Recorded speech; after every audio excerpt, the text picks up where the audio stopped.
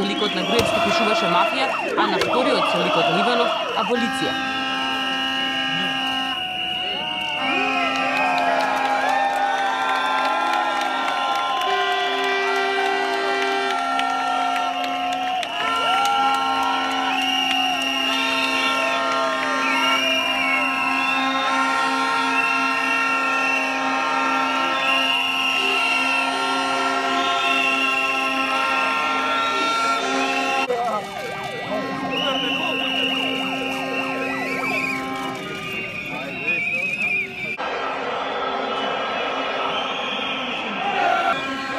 Движењето Протестирам веќе 14-ти ден организира протести по одлуката на председателот на државата Иванов да помилува 56 политичари и нивни соработници.